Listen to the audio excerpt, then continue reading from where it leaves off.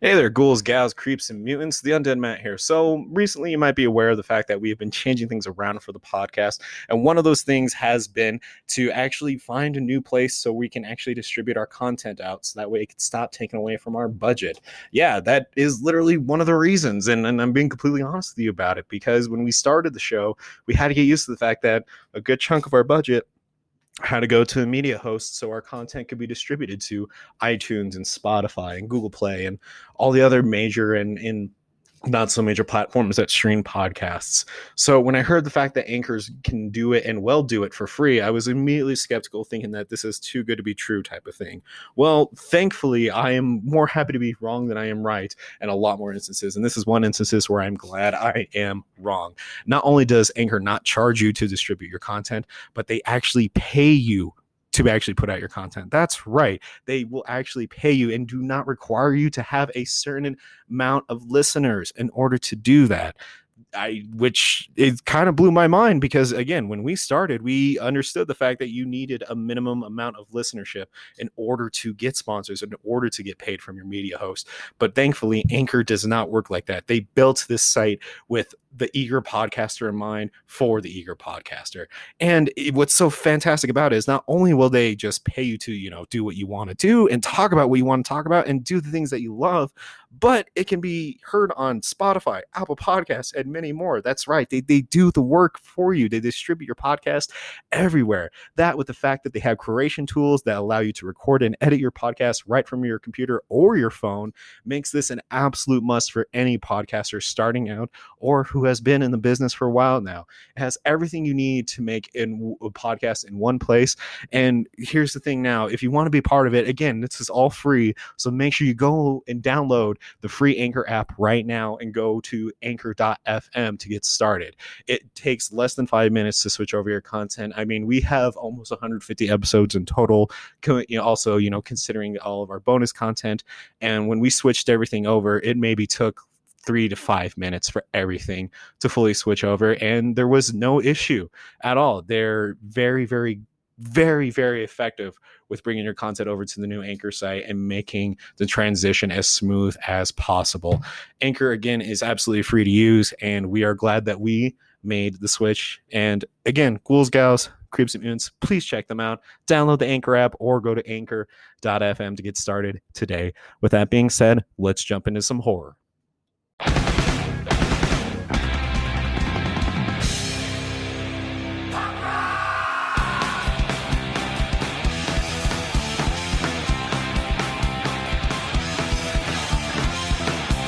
Welcome back, everyone, to the Punk Rock Horror Podcast. I'm Matt. And I'm Cody. And today we are joined by the amazing, illustrious, humorous, and just OG millennial himself, James Vegas from Modern Day Escape. By the way, this episode, I just want everyone to know, James Vegas is thick AF. Welcome, James.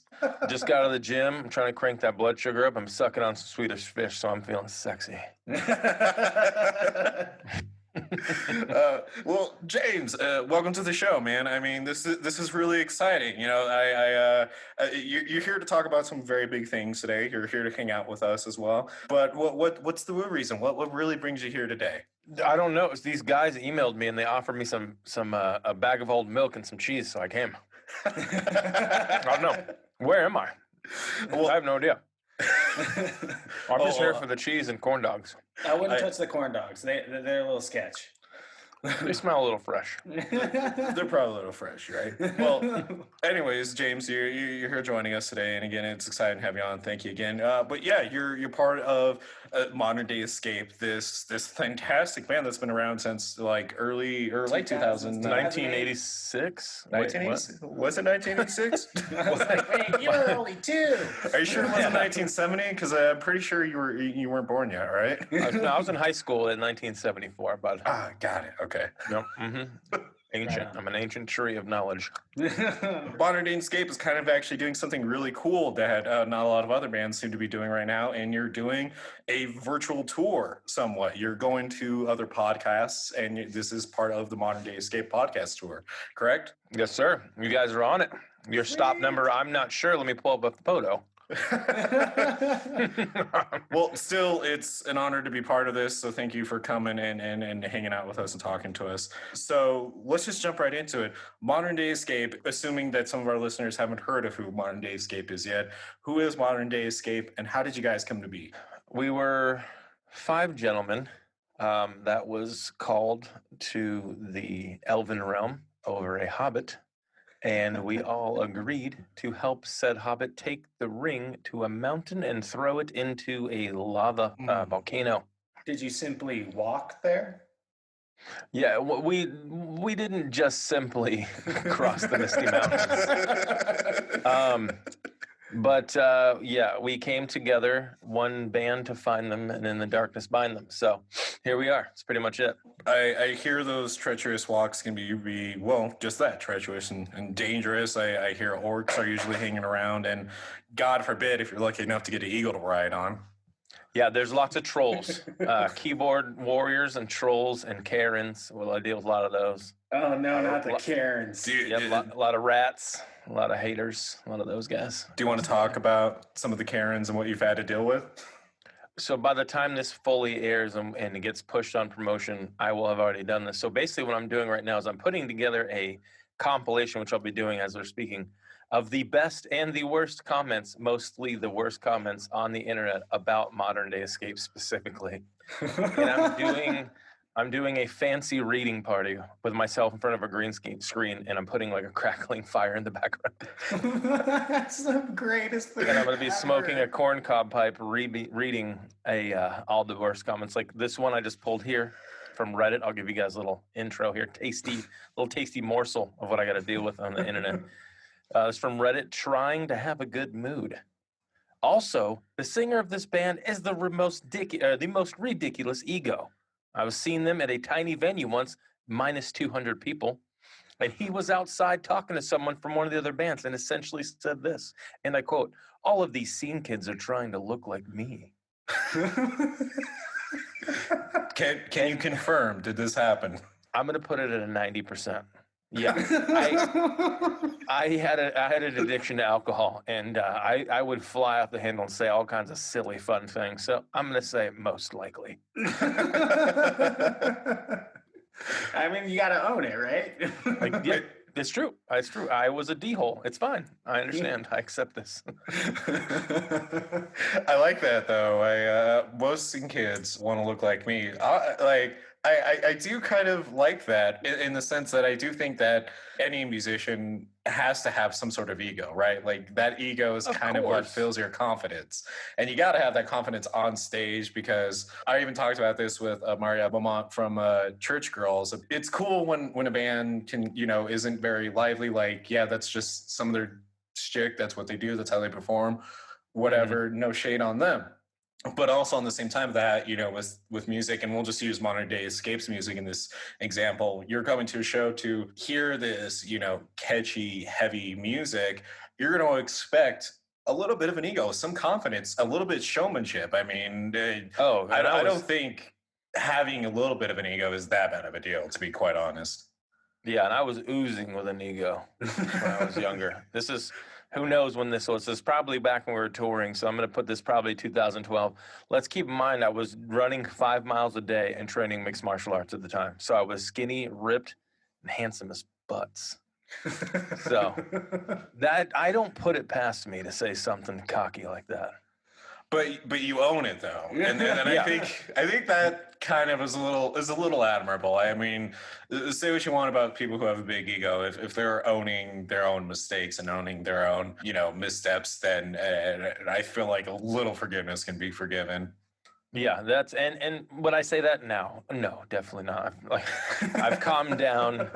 Time has settled in. You know what I'm saying? The old crow's feet are cawing. We've dialed back now. So now that we're as spry as I used to be. Yeah, exactly. I'm too tired to be cocky now. I gotta save all for my energy for stage time. Yeah, I'm just gonna save my energy just for existing at this point. Before we get to any sort of performance, just waking up is getting taxing these days. So I'm confident in because of my skill set and how much I've honed it, and I spent 20 years working on it. but I don't think confidence and cockiness is by far different these days. Oh yeah. What do you think is between the two? I guess what do you think would be most needed? A little cockiness or a little more confidence for musicians these days?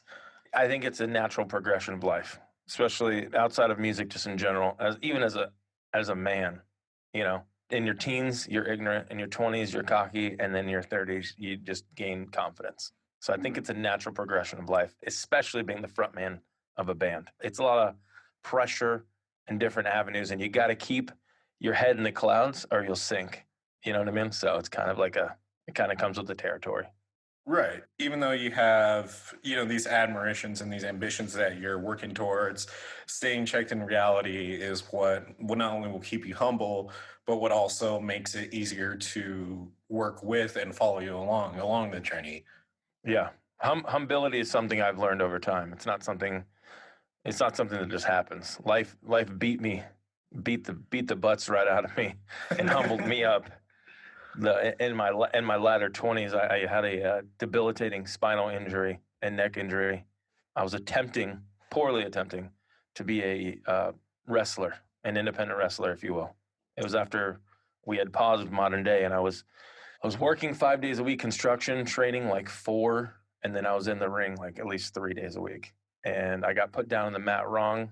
I kind of got a little injured at work earlier that week, but I was kind of dusting it off. And then I got put down on the mat wrong, and 2 compressed discs in my spine, 1 in my neck, and a pinched sciatic nerve on my left side. Damn. That humbled me up real fast.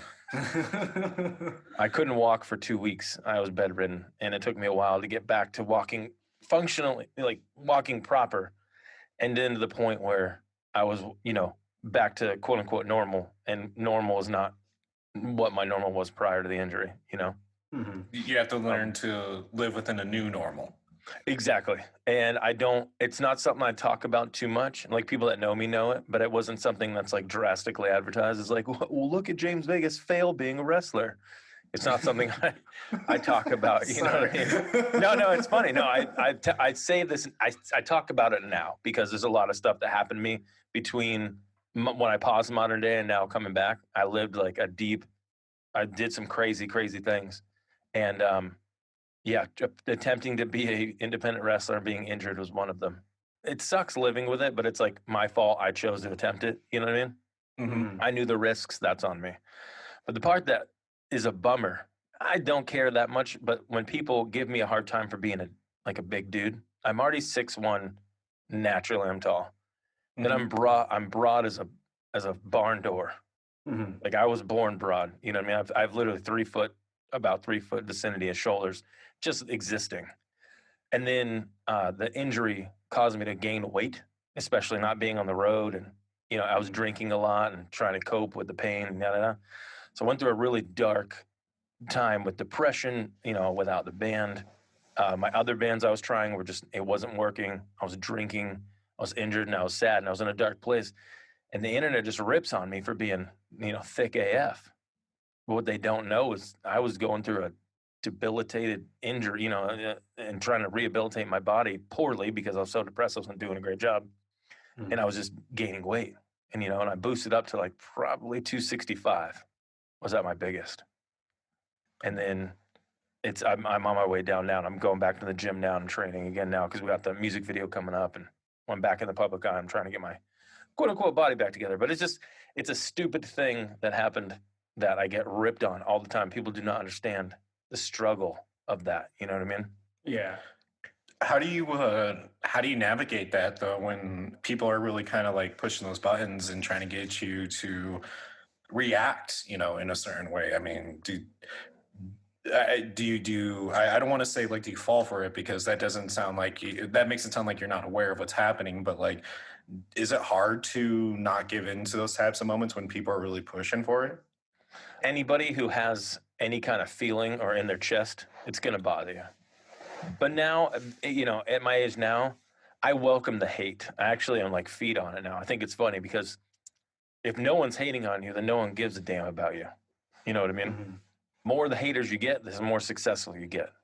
It's kind of like that meme of the best compliment that a guitarist can give another guitarist, and it's just that smug look on the face, like that's not impressive.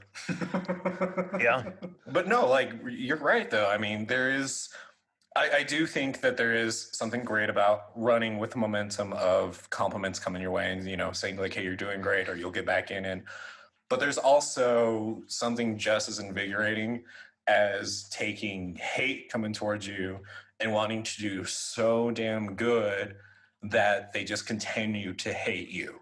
Exactly. That's perpetual success as far as I'm concerned. Like hate, they say that obsession and love fall on a deep like line of hate.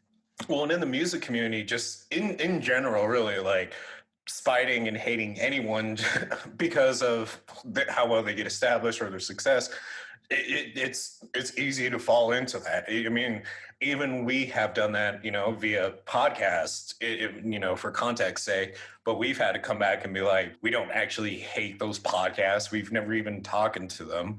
It's us hating ourselves because we know we could be doing better.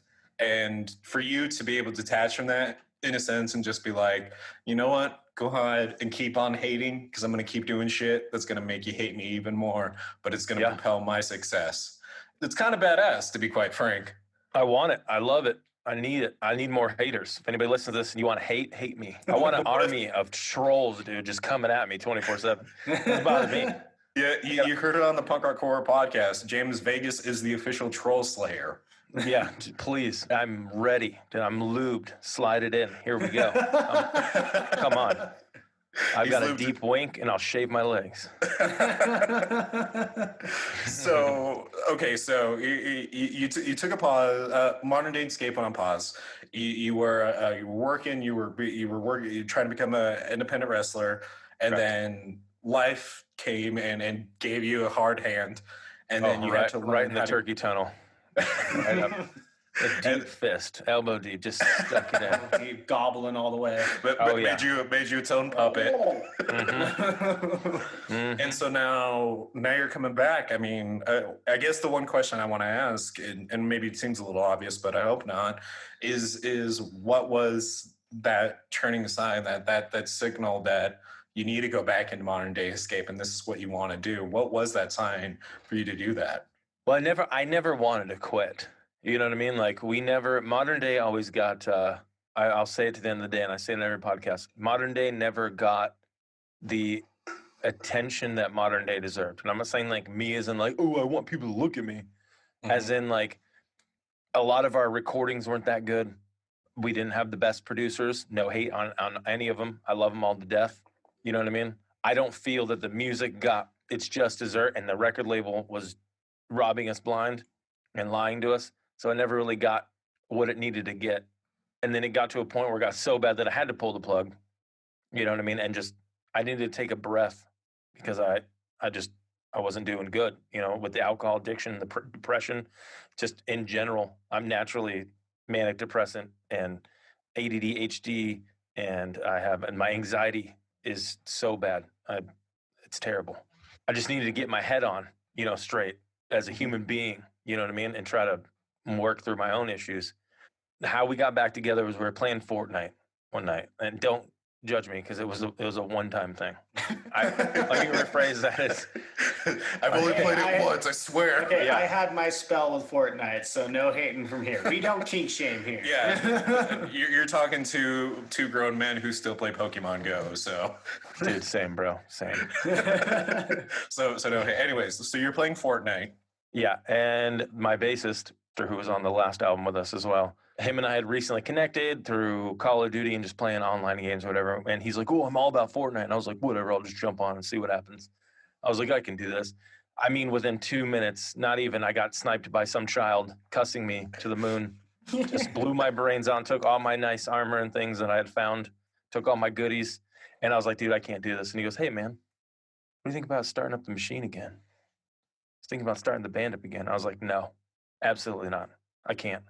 I was like, there's too much negativity and there's the spider web of crap, you guys, that I'm dealing with right now to fix from the record label and past members of what they did to this band is insane. The amount of garbage I'm going through just trying to clean this band up, make it a working machine again, you know, like a proper running machine, is insane. So much negativity. So I told him, I was like, dude, it put me through real rough times and dark times with what the label did and said to us and twisted me up and did, you know, tore me up and treated me terribly. I'm like, I can't do it, dude. I just don't have the heart for it anymore. Even though I know I was lying to myself because I wanted this more than anything. Like at the end of the day, for lack of better terms, with all due respect to everybody who's in this band, the large sum of creativity and the creative process and the things that happened that garnered the most attention was from myself and the ideas that I had. Did I get credit for them? Absolutely not. But will I in the future? 100%. So yeah, he just kept picking at me and telling me, come on, man, come on. And then one day I was like, you know what? F it, dude. Let's go for it. Whatever. Why not? The band I was in at the time, I had started another metal band. It just took a dump. Or sorry, it was a pop punk band. I found out the guitarist of that band was a registered sex offender. Holy shit. Yeah, you're telling me, dude. Like James is like, yeah, tell me about it. You're fucking telling me. Yeah, I won't say who it was, obviously, from the band, but it was a member of the band, and I'm talking like the guy was a different character. I always knew something was off, but I couldn't really put my finger on it. And someone had left a comment on that band's thing and said, like it was like somebody's ex-girlfriend or something. I don't even know. And somebody's like, yeah, and this band was a bunch of a-holes and did it. And the one blah, blah, blah is a registered sex offender. I was like, excuse me? I was like, I know you're not talking about me. I was like, I'm not diddling no kids over here, dude. Relax. I was like, it's not me. And then I was like, hey, I don't know what you're talking about. I was like, who are you speaking of? They're like blank. And I was like, no way, dude. So I looked into it, and lo and behold, there the dude is on the FBI's kitty diddler list. And I was like, oh my clowns. Like, I've been with this guy for the last, I don't know, year and a half, writing really great music, hanging out at the guy's house, blah, you know what I mean, living, you know, your best mate's life, you know, with him. And then all of a sudden you find out at one point in time he got in trouble for doing stuff he shouldn't have done. So I pulled the plug on that band. I was like, dude, I can't have my professional name attached to some guy who's touching kids' wee-wees or something. Yeah. Or little girls or whatever it was. I was like, I won't be a part of this, dude. This is horrible. So I pulled the plug on that, and I called Will, and I was like, dude, I think this is a sign. Let's go. Let's get back on the horse. And I was like, let's just have fun with it. Let's not take it too serious. Let's just cut an album, and we'll put it out and see what happens. And it's been a funkin' journey, a hard freaking journey. When I say Lord of the Rings, I feel like, guys, coming into this, gathering up everybody is literally Lord of the Rings. Like, Do you feel like you're Gandalf, or who do you feel like you would be? At this point in time, yeah, Gandalf. As much as I don't want to be Gandalf, I want to be Strider. You know what I mean? I want to be Aragorn because I want to be all cool and like kiss Liv Tyler and those big juicy lips and ride on horses. Yeah. And I let her whisper Elven into my ear holes. No, unfortunately, time has beat me down and I am Gandalf. Well, hey, he comes back as the White Wizard. True. And saves the land. He does come over that ridge and takes that moment where everybody was shitting themselves because they might die into a moment of shitting themselves because they're not going to die anymore. That is true. Gandalf came in and clapped some cheeks. There's no doubt about that. That's for sure. And you know he's the ultimate troll hunter too. Because bet money he was at the top of that ridge, like just peering down. I was like, hold on, wait. All right now. So being Gandalf, and also he has like giant eagle friends that he can, you know, sometimes get a ride from if they feel like it. He has sick fireworks, dude. He smokes the long bottom leaf? Is that what it is? I don't Did you smoke. know that his pipe actually inserts into his staff? I did. I found that out, and actually, dude, like that meme online with the dude like in the black shirt, he's like with like the galaxy on his head, dude. That was me. I was like, no way, that's so sick. Like, I wish I could smoke marijuana. Unfortunately, I'm allergic to THC, so I cannot. Mm-hmm. I wish I could smoke marijuana so I could just be Gandalf For You the, could know what I'm always saying? get one of those bubble blowing pipes, and that'd be pretty epic. You come in as Gandalf, like legitimately dressed up as Gandalf, staff and everything. Give a Gandalf like type of speech, and just like maybe recreate the most iconic scene from all three movies, the "You shall not pass" with the Balrog scene. But after that, you just take a little hit from just boop, boop, boop, boop, boop, boop, bubbles. With that said, I think you guys will enjoy our next music video because I may or may not already have a scene written in there for something similar to what we're talking about. So I think, Oh, nice. That was completely by accident. So it was our music video. We're doing the director actually came over today to my house so we can go over some of the script and there's a lot of pop culture references and things that I'm a huge fan of that I'm low key sliding in. So there's going to be a ton of Easter eggs that like things that we're referencing. I don't want to give it all away, but definitely some Lord of the Rings in there. Definitely some Back to the Future. Definitely some E.T. There's a handful of others too that are coming. So pretty excited. Nice. Speaking of your music video, what song is it going to be?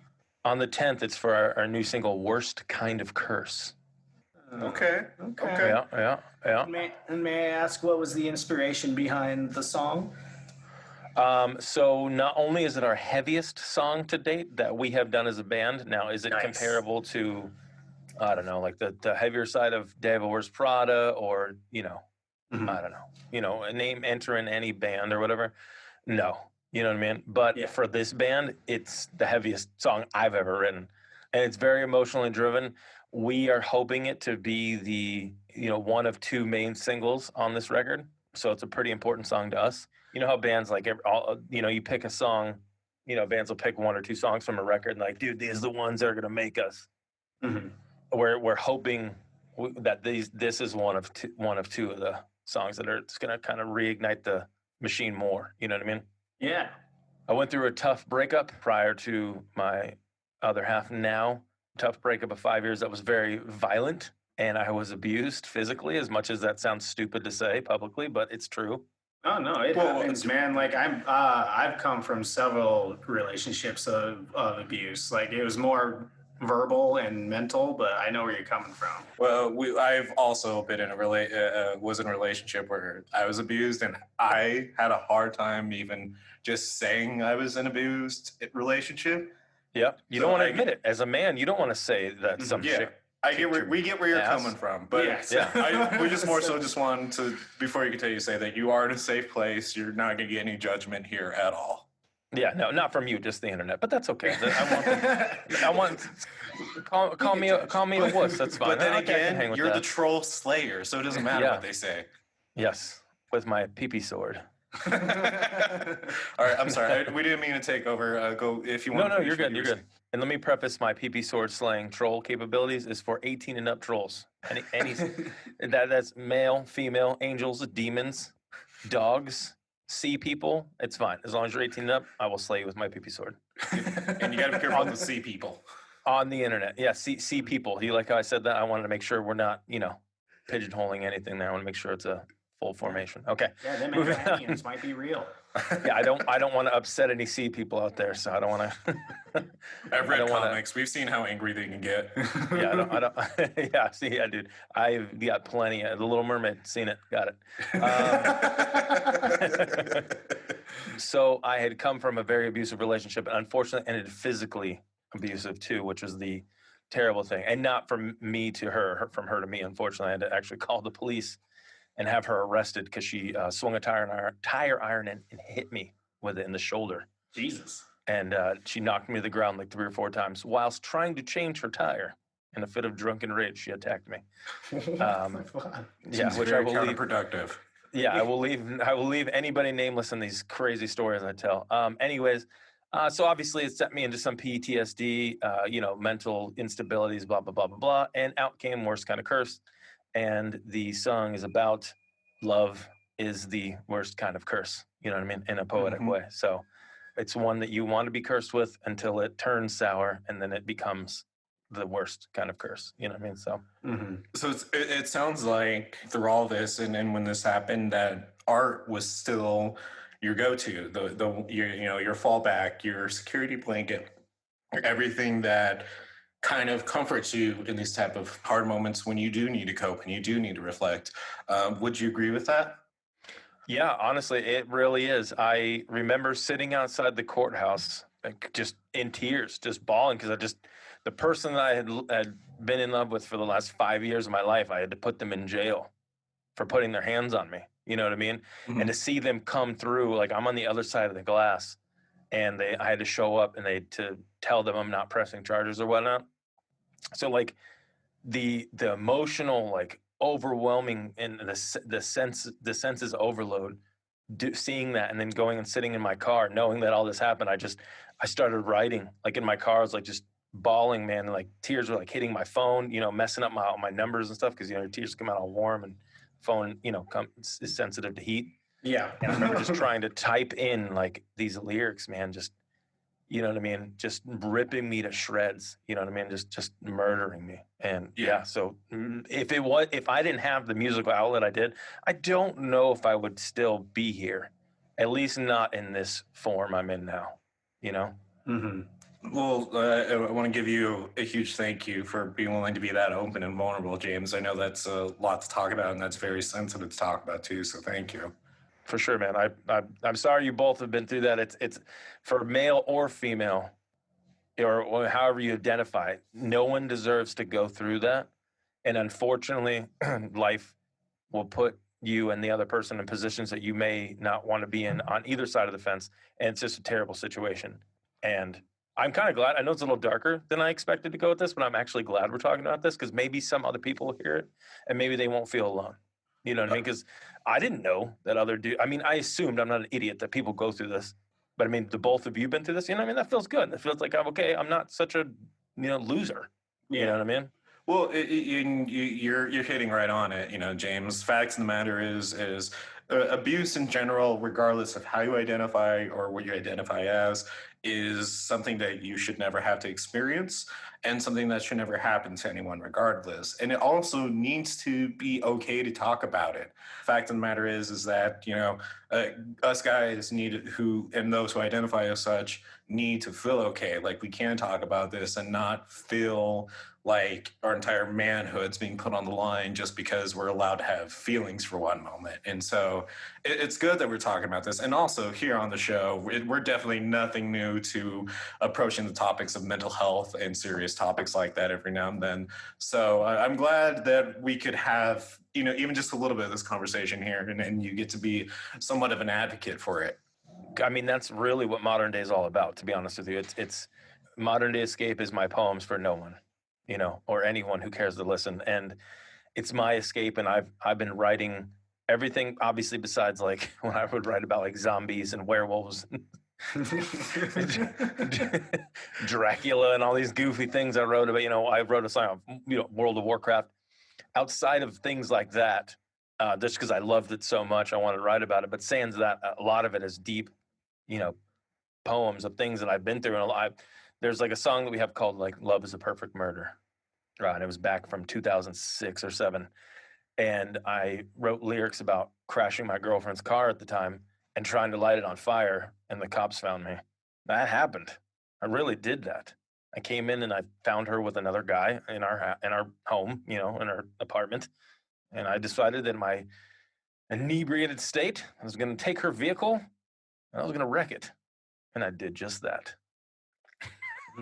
Then I tried to light it on fire. The cops got me before. Look, I was Fire too drunk. quenches everything. I was lighting my cigarette and I was too drunk to throw it, and the cops got me and dragged me out of there. Believe it or But not, that happened. It's a real destruction thing. of property is also something that's talked about on this show a lot of times. I was a violent gentleman, and I was out of my mind from the age of 16. I left home when I was 17. And I had a really dodgy home life. So at 17 I probably relaxed when I got injured at around 31, I think. 31 is when I got hurt, or 30 or 31 is when I got injured. So from those years, I was a kind of a crazy person. I was kind of going nutsy for a long time. And then people started giving me money and alcohol and going, good job, keep going, we love you. And I was like, you guys are really making mistakes, but I'll keep going sick. All right, feed the machine. Let's consequences come later. Yeah, I was like, I'm your problem now. Let's see what happens. You're paid for this. You got to deal with it. Yep. So I was a wild child, man. I talked to my wifey now, and she's like, I can't. She's so nice. She's the nicest person in the world. She's just to preface it, she's a little Indian lady. So I say lady. She's a little Indian girl, like 20, 28 now, and she goes, she's like, I can't see you being like this. She's like, that. There's no way. And I'm like, you don't know me. I'm like, you have no clue. Just like, I'm like, it's good you can't see me like this because you wouldn't want to date me if you did. I've told her 1,000 times. I was like, if you met me, I was like, I would have given you the best night of your life, aka best 30 minutes you've ever had. And I'm like, and I would have never called you again. Because I was a monster. Yeah, I was a terrible person. I'm like, it's a good thing you met me when you did. And I was way calmed down. I was like living by myself downtown, just keep my head down, doing security work for a couple bars. And I was like, it's a good thing you met me then, because I was like, you wouldn't want to hang out with me for very long. Well, I was gonna say, I know the same thing, because anytime I like tell stories around my fiance, or when me and her talking about stuff before me and her met, she always like, no, you didn't. That's not, no. And I'm like, yeah, I used to be a terrible human being too. She's just like, yeah. And I was like, if we ever knew each other, like, before you met me, you would not have liked me whatsoever. I also had similar talks with my wife. She's like, I would have loved to met you in high school. I wish we went to the same high school and got to hang out. And I was like, no, you wouldn't. You would have hated me. You would have loathed my existence. And she's like, no, I would have thought you were cute. You would have thought I was cute from afar. Then you talk to me, and then we go all out the window at that point. Yeah, this guy's a douche. Goodbye. Exactly. See ya. See, my fiance would have looked at me in high school and like, man, this dude's a man whore. And she's like, you weren't that bad. I was like, let me put it to you like this. On the lowest scale of it, I was wearing an Iron Maiden shirt every single day of the week. Yeah. And I had an Iron Maiden shirt for every specific day of the week. Yeah. That was the lowest of the least offensive stuff I could do. You don't want to know what would happen when I would get all uppity. Dude, I think I think at one point in time I had a Iron Maiden shirt for every day of the week. I was wearing a Hot Topic, and I'd get them for either cheap or free. You know what I mean? And dude, just I love Iron Maiden's merch is sick. I mean, who doesn't want to wear it? Awesome. You can't not, like, how would you, like, oh, I don't want to look all cool and metal. It's like, nobody says that. Nobody says that. I still wear my Killer shirt, and I still get compliments where I'd be like, yeah, I love that band, great album. I'm like, this is like the most common shirt that like everybody wears though. And I'm just like, you know what? I'm not gonna hate on it. I wear it for that. I mean, it's Eddie the zombie with a bloody hatchet in his hand. It's fucking awesome. Yeah, it's all time. Who can get mad? Anyway, so coming back from talking about our deep stuff, our deep stuff, our bro moments and whatnot. Yeah, we can get weird if you want. We can switch it up to everyone. Yeah, we'll change it up. So we're gonna play horror games. Do you mind playing a horror game with us? Did you say we're gonna play horror games? Horror. Oh, horror. I thought it was sexy games. I mean, I think horror games are sexy. Horror games are sexy. Joke's on you. My mom's in fishnets, so. I don't know why she shows me all the time. She's like, these look nice. But I felt like it was important to add into this conversation. Yeah, exactly. All right, so with it being the beginning of spooky season at the time of this recording, season's coming along. It's obviously Halloween. We all know what time it is. So we're going to be jumping into the topic of actually re-expanding on the topic of witches in horror movies.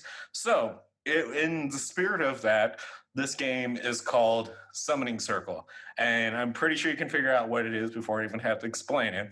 But your job is to either, and you can choose. You can either choose to summon one person or every member of your band, but you need to pick 5 items that would need to be used as conduits to summon either the one member or all the members.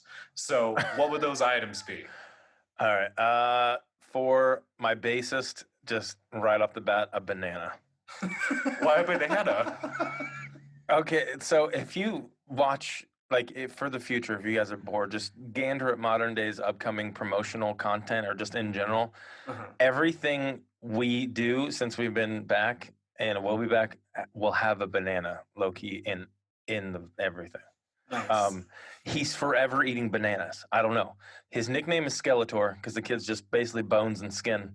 And he's just forever just chomping on bananas. I don't know. It's Will. It's what he does. He eats bananas. He looks and...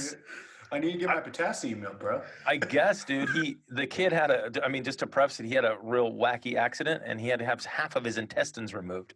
So he has to eat all these strange items consistently to stay nutritionally alive, I guess. And bananas is the number one item he must consume for life, I guess. I don't know. So for Will, it's going to be a banana. Okay. All right. For our drummer, Justin, it's probably going to be a weed pipe. It's definitely going to be some sort of a hash pipe. Should we ask for you to expand on why? The kid's just he's forever ripped, dude. He is smoking. He shops at the green grocer and he smokes the devil's lettuce. And that's his life. That's what he does, dude. It's just what He sounds like this all the time. He's like, yeah, dude. He's like, all right, I'll allow it. Yeah. And I'm like, Justin, how high are you? He's like, pretty baked, dude. And he's just forever stoned. The guy's he's just a walking pot leaf. So his is going to have to be either a baggie of weed and or a hash pipe to bring him back. All right. Caleb, I think it's going to have to be a Dungeons and Dragons minifigure. Nice. Our rhythm guitarist. That's what you're going to have to use to get him back. Does he paint minifigures as like a hobby or?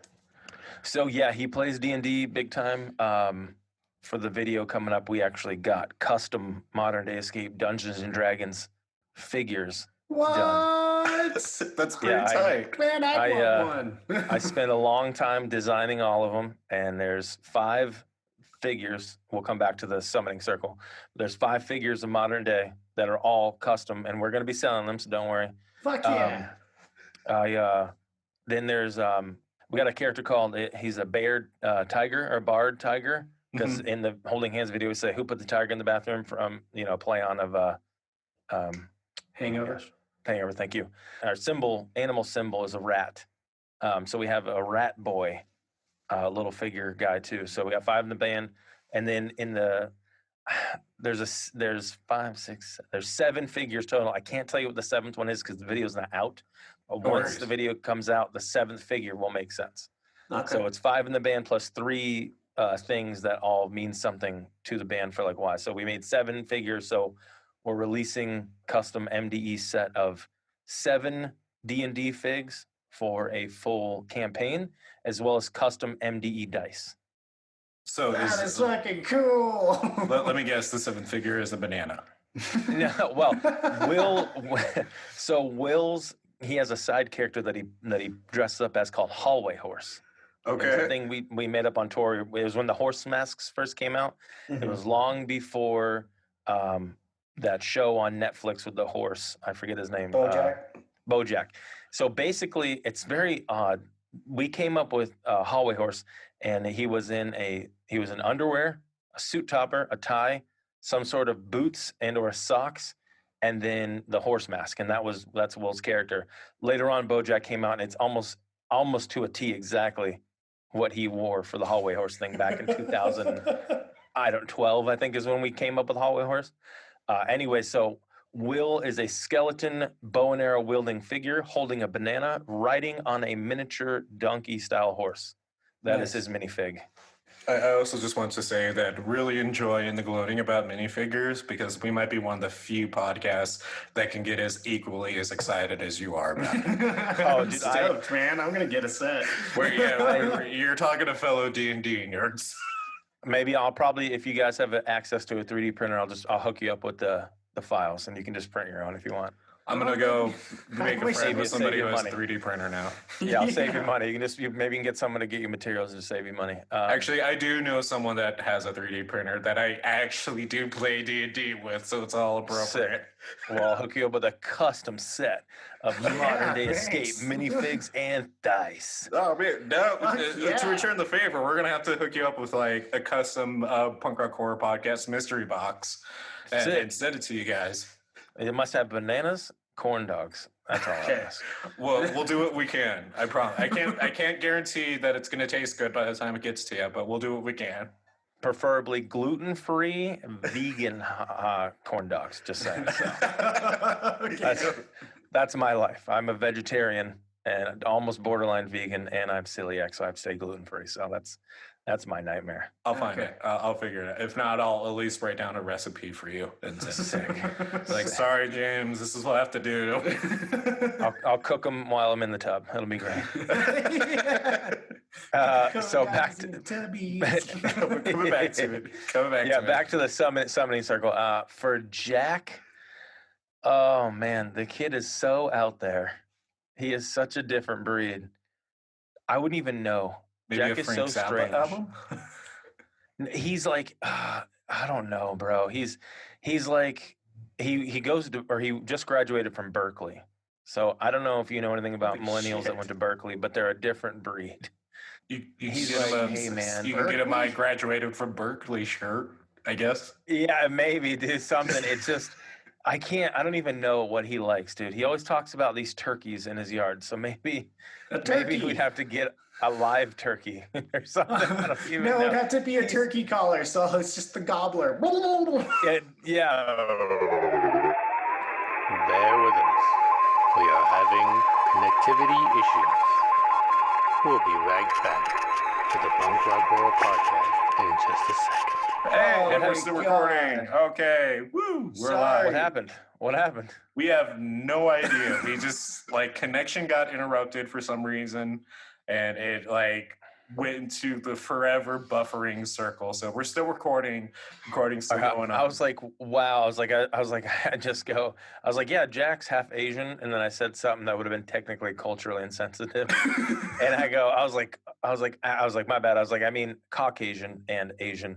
And and then all of a sudden it got dead silent. And I was like, great. I've officially offended them and they have left. I was like, that's an odd thing to be offended about, but I was like, that is fine. I was like, nothing I'm not used to. Here we are. No, our computer just took a poop for a second. We're both sitting here like, oh shit. Yeah, shit. We got worried we lost the entire recording there. We were just like, what's going on? Just like, I don't even know if it's still recording. Just don't touch anything. Yeah, I was just sitting here spinning in my chair, just saying hello, and then staring at the ceiling. I was like, hello? I was like, they'll come back, or they won't. I'll just play Tony Hawk if they do not. Fair enough. Well, I'm glad you waited. Thank you for waiting. Oh yeah, this podcast better change the world. I'm waiting for what? We've been pushing off for weeks now. What is this? Yeah, I know. And just everything keeps happening, right? To try to throw. Surprisingly, we're like, hey, dude, my dog got COVID, bro. Can't do the meeting today. So maybe next month. Perfect. Cool. All right. So coming back to it, did you want to finish what you were talking about with the summoning circle? What you would use to get Jake? So yeah, we'll rehash. So for Will, the bassist, we're gonna get a banana. For the drummer, Justin, we will have some sort of paraphernalia doing of the marijuana. For the rhythm guitarist, Mr. Caleb, who is like 7'9", he's a beast. His would be a D&D miniature fig. I don't remember what his specific one was, but he's all hot up on. But we made him into he looks like basically Andre the Giant with a club. That's what his figure looks like. Got it. Or 2 axes on his back. He looks like Andre the Giant with 2 axes. And then Jack's would have to be I went to Berkeley and all I got was this dumb T-shirt with a turkey on it. I like that. So That would be his. Well, solid choices all around. What do you think they would pick to summon you? The 1996 issue of Sable Playboy edition. Or probably the one with China on it. Let's just be realistic. Yeah. Oh, R.I.P. Yeah, the Playboy with the special edition WWF China cover magazine from Playboy in 1998 or whatever it was. It's a classic. Yeah. For a lot of reasons. That or like a buy one get one free expired coupon from like Auntie Anne's pretzel place in the mall.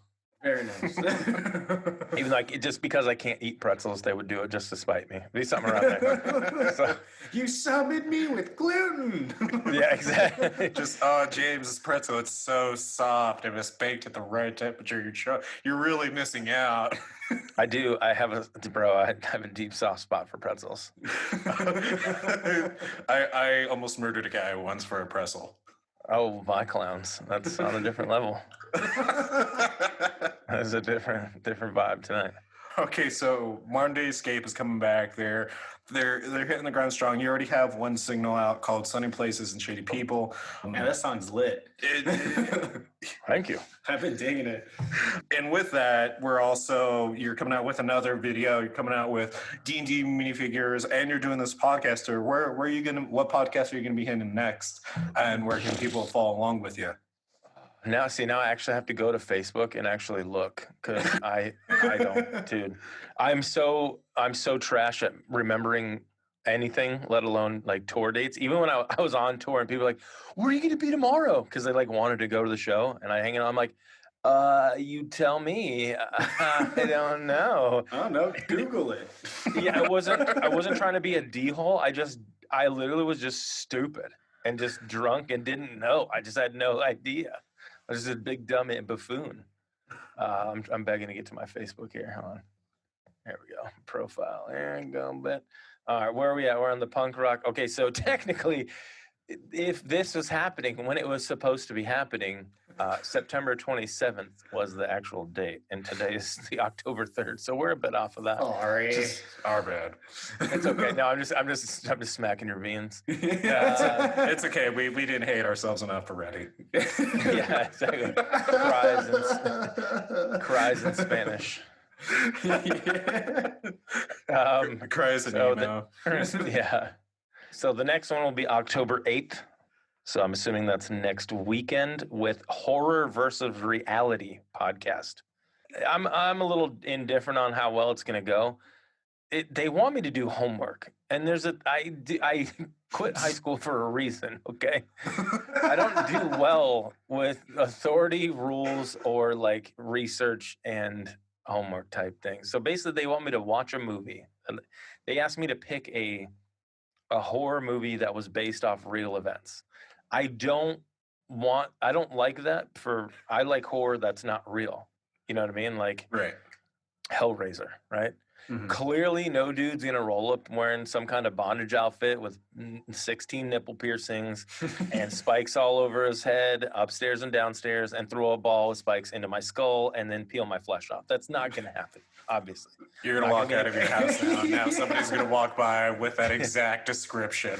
They're like, "Give me your skin and your butthole." You're like, well, this took a frightening turn of events. I'm like, "You can take the butthole, leave the skin." Deal? All right, sick.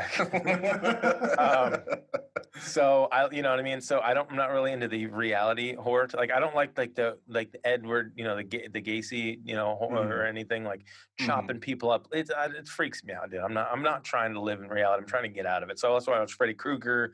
You know what I mean? Jason Voorhees, you know, Friday the 13th, Jason Voorhees, Nightmare on Elm Street. Something like Texas Chainsaw Massacre is too realistic, dude. I've been through Texas.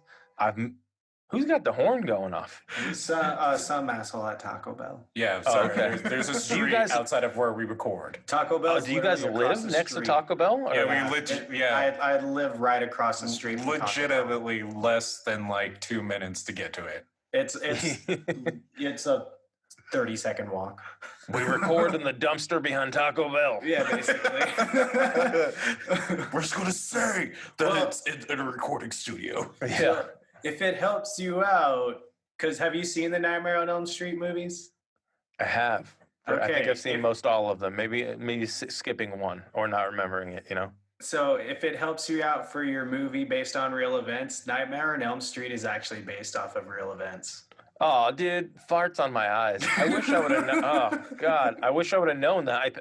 The only thing I could think of in my brain was I go, the 7? Is that did that happen? No. And It's based off true events. Yeah. Nightmare on Elm Street's actually based off of this entire epidemic that happened in South Africa. And all these kids and young adults were claiming that they were being chased by the boogeyman in their sleep. And then, like, within a week after they would claim these things, they would be found dead from their sleep. Like, no one knows what happened to them whatsoever. And that was kind of like the basis for Nightmare on Elm Street. Oh, well, I wish I'd known that. So I ended up picking the movie Nightcrawler with Jake Gyllenhaal. I mean, that's still a really good movie. Yeah, it is. I remember it being good, but I was like, did this had to happen? I'm sure, and I think it is based off a real reporter who went around and like filmed wacky stuff. I don't even remember the movie really. I just remember Jake Gyllenhaal being creepy. That's all I remember. I was like, that's the only two things that my brain goes, these happened. Like that's 7 and Nightcrawler. I was like, out of all the stuff I could have picked, those are the ones I picked. So I didn't say The Conjuring. That would have worked. Oh, dang. See, dude, where were you guys last week, bro, when you wrote me out? 'Cause I'm like sweating. I'm like, I don't know, dude. You're going to get even more annoyed, James. I just confirmed it. But basically, so Nightcrawler isn't directly based on any true story. It's a mix of social commentary and true stories plucked from around the globe. What it is what it is. Well, you could also like lay the claim that it's loosely based off of Richard Ramirez, the Night Stalker. Okay, all right. Because that's what he would do. Like there. he used to like stalk the people of L.A. and then would break into their houses if they weren't locked and stuff like that. And Jake Gyllenhaal kind of does that, except with crime scenes, or he makes his own. When I lived in LA, I did the same thing, except for I'd just come in and masturbate on their couch and leave. Wake up in the morning, what the fuck is that white stain on my couch? Just as you run by afterwards, just, you'll never catch me. Justine! Wearing a horse mask.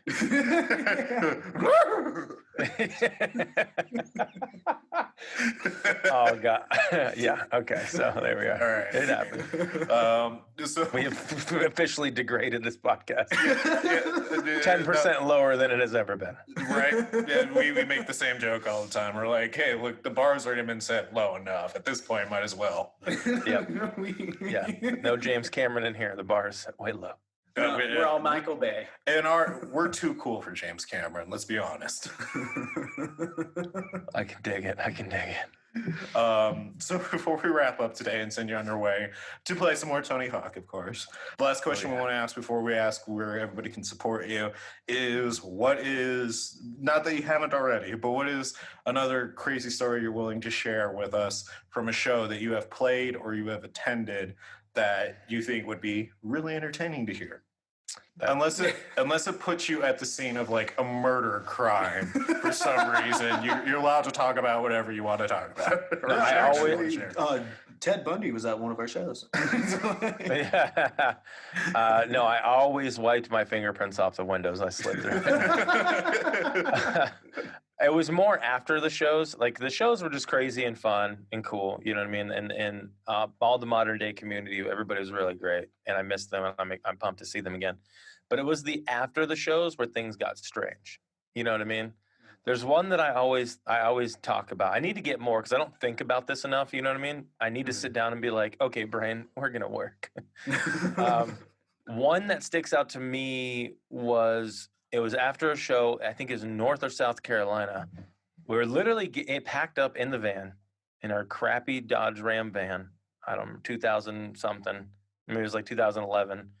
And we're leaving, and we're getting ready to pull the parking lot. All of a sudden, this girl is like, she grabs the window's cracked and throws her hands in the window, and she jumps on the side because it's got the princess step built in. You know what I mean? Yeah. The dog, 18 passengers. Yeah. And she's like, hey. And we're like, oh, shit. You're just and like, it's dark. hi. It's pitch black. No, we weren't. We're like, because it was out of nowhere. And she's like, hey. We're like, yeah. And me, of course, my phone instant record. I have the video. Eventually, I'm going to turn this into like a little cartoon short.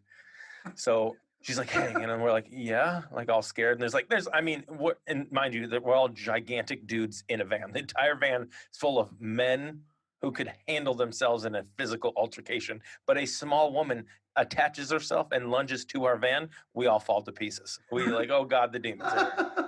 We're oh done. God, a mouse. Yeah, exactly.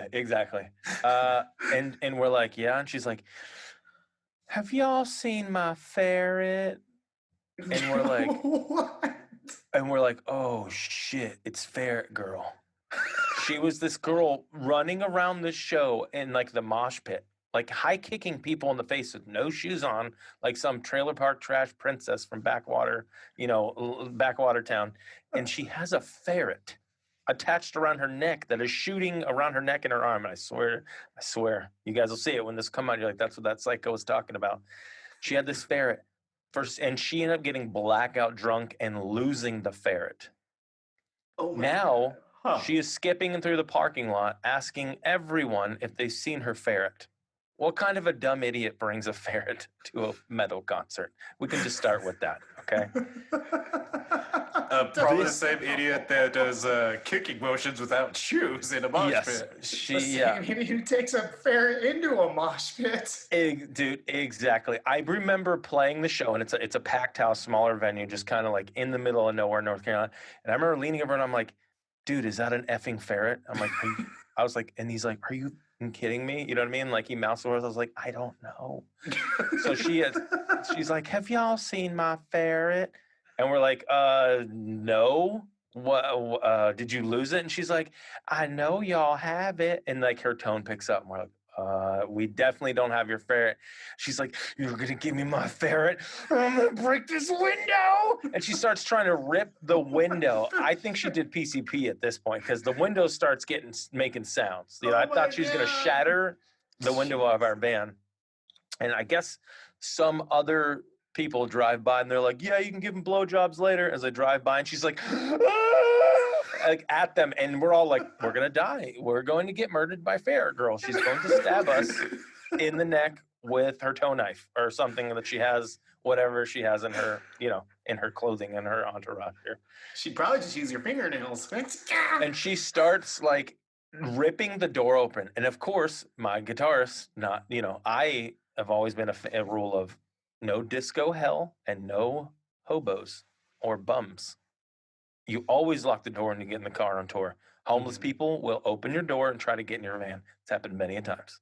So I always lock my passenger side door is locked. But Marty, our guitarist at the time, did not lock the driver's side door. He was running. She gets the door open and starts trying to climb in the van, screaming like a psychopath, trying to get her ferret that is not located in our tour van at all.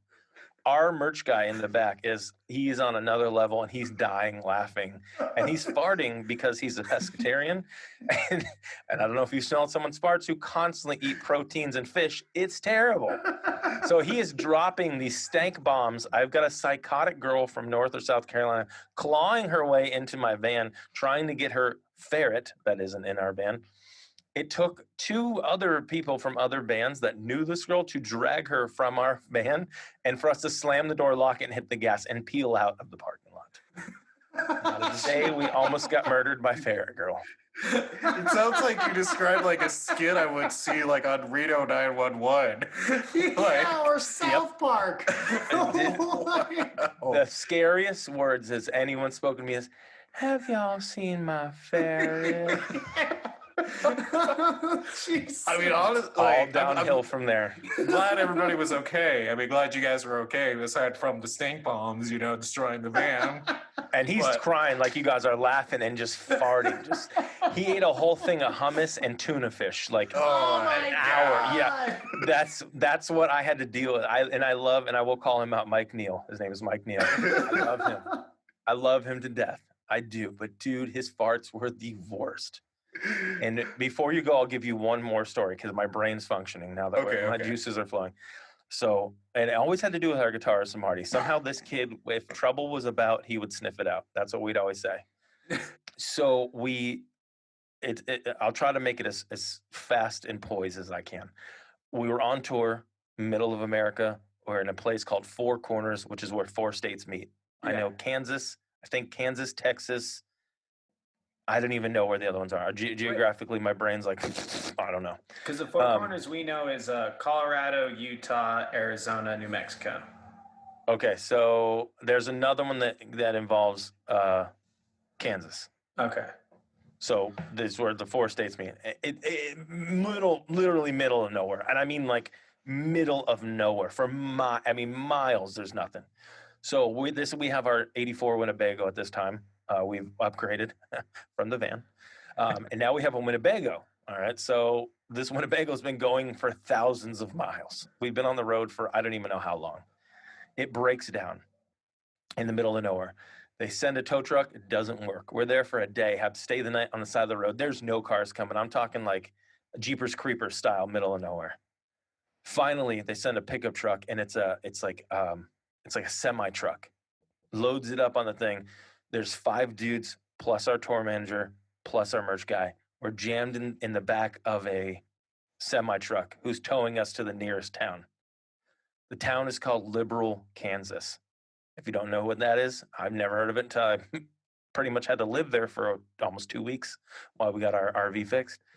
It is where they originated Wizard of Oz. Oh. That's where that town is. The guy who wrote Wizard of Oz based it out of there. Tornadoes, bing bong bing, all that stuff. Okay. So we're in the back of this thing with this dude, and we're talking to him, and it smells. You can tell the dude like lives in there. He's got his buddy up front, and we're jammed. I mean, jammed in the back of this semi truck. And he's like, yeah, some things happen every once in a while. Like we just started talking, and they start going on. They're like, a lot of murders out here. Cops don't really bother with it because it's too far away to do anything. He's like, see that trailer park over there as we go? He's like, oh, yeah, a guy got murdered there last week. Someone cut his head clean off his body. His friend's like, yeah, that's right. It was a tragedy. I'll tell you that. It was just terrible. I'll tell you that. But it happens, right? And he looks at the other guy, and the other goes, it happens. And we're like, oh, my clowns. These guys are going to murder us and keep us in this semi-truck, dude. We're all dead. We're dead. This Kansas, in the middle of nowhere, Kansas, we're going to get raped and killed by these truckers. Luckily, we didn't get killed. Obviously. But we did get raped. No, just kidding. Rape is not funny. It's not funny. Unless it's truckers raping adult men. But on the seriousness, so we get out of the thing. We're like, oh my God, thank God. Oh geez, we're safe. Drop us off at the place that fixes like all the semi trucks, whatever. The only one in town. Take our RV. They're like, yo, look, your stuff's blown. It's gonna be like $2,500 to fix. We're young kids, and we're like, how the heck are we gonna afford to freaking fix our RV? They're like, well, I don't know. Figure it out. Luckily, we called someone we knew these girls who we partied with in Dallas that happened to know a stripper that lived up in Liberal, Kansas. She called her. That girl her roommate just happened to be out of town and goes, yeah, sure, let the band come up here. So we end up staying with this chick for like 2.5 weeks, cancel the rest of our tour. We just moved in with this girl for 2 weeks, our entire band and crew, while the RV was getting fixed. I think like the engine blew or something happened. Like it was something, or the tranny went or something. Mm-hmm. So we end up playing a show at the only bar in the town. That was like, probably now there's more, but this time there's like one major bar that everybody went to. So we played a show at that bar. We sold just enough tickets to pay the people who, the company or whatever that was fixing the RV. Ended up making like $2,800 selling all our merchandise, selling tickets for people to get into the show. Nice. To make enough money to get our RV fixed. Before that happened, there was a day when the band, sans myself, because I was always kind of a shut-in and stayed by myself and just smoked my cigarettes and was weird. There was a day when the band went out and partied. They went out and partied a little too hardy. They partied so hard that Marty Party came out. Marty was our rhythm guitarist. Marty Party, when turned into Marty Party, Marty always, like I said, sniffed out trouble. So he decided to break away from said group and jog off into the woods. During his time in the woods, he found himself nude. with horses. He found a horse pen. He got completely naked, found some horses, said he talked to them and understood that they wanted to be free. This story is like immortal within our family and friends because this is like one of the craziest stories like that ever happened. He said he had a conversation with the horses. He understood where they were coming from, and he wouldn't want to be held in captivity too, hence why he took his clothing off. He let said horses loose. All the horses ran rampant through the woods. Marty fell asleep in the woods, walked his way out of the woods the next morning. Some friends of ours found him walking down the road nude. The horses got loose on the highway and caused a gigantic traffic jam for half a mile. Oh my God! And this actually happened. And I swear on my life this happened. So, and here's what was the wild part. So we're sitting there next morning, obviously myself and I don't remember one other person stayed behind. I think it was like our merch guy or something. His name was Baby Nick. There was 3 Nicks in the band. He was the youngest, so he got the nickname Baby Nick. We're sitting there and just being emo and smoking our cigs, like, yeah, whatever, dude. We come inside.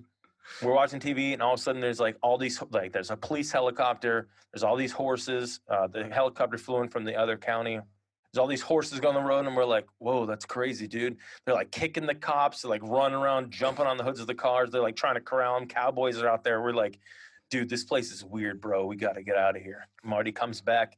We're like, there's like mud all over him. He just looks like he got the crap kicked out of him.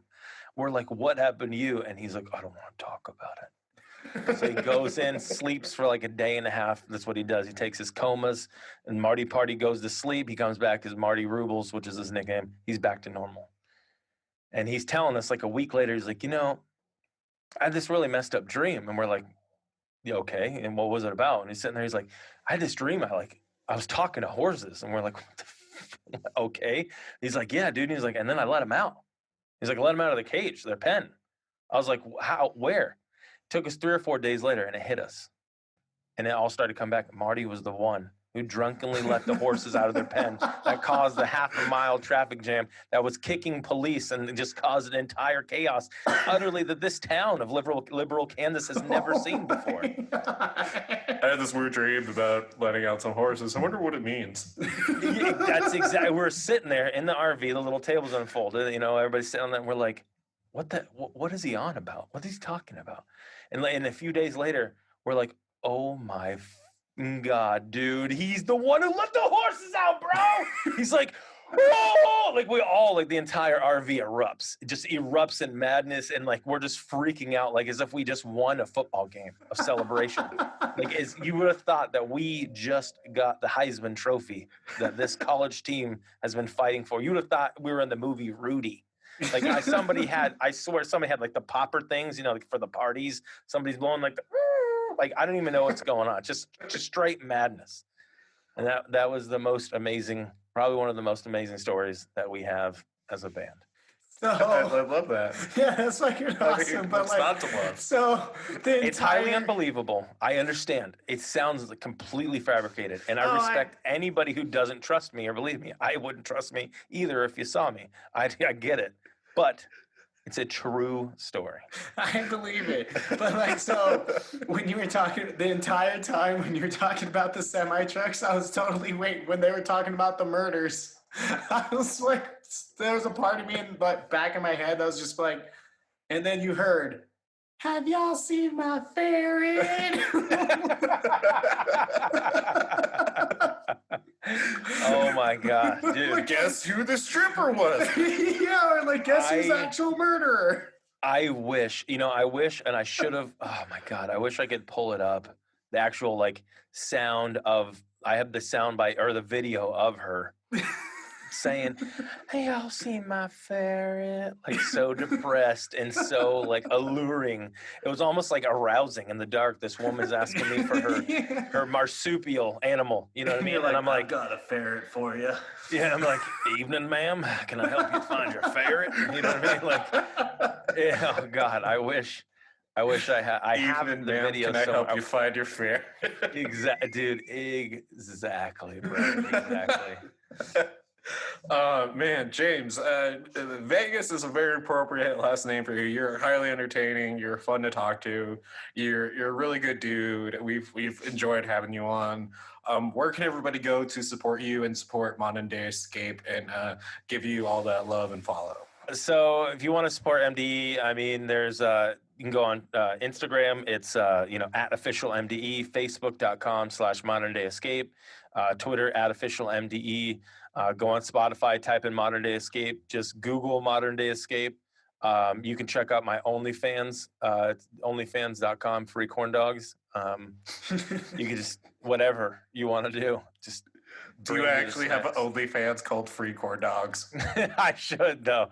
I'm gonna be right now. I'm all let down. Now, why did you give away the illusion? Yeah, where's my ferret? Yeah.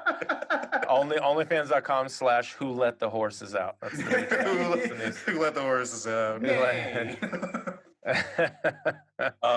So yeah, anywhere, dude. There's any slash of support helps. So absolutely, James. Again, you have been an awesome guest. It's been highly entertaining talking to you. It's just like we talked about before recording. Your humor is right at home with ours, and it's just been a blast. Thank you for coming on here, man. Yeah, awesome, man. It's an honor to be here. I'm glad you guys are part of the first and only podcast tour.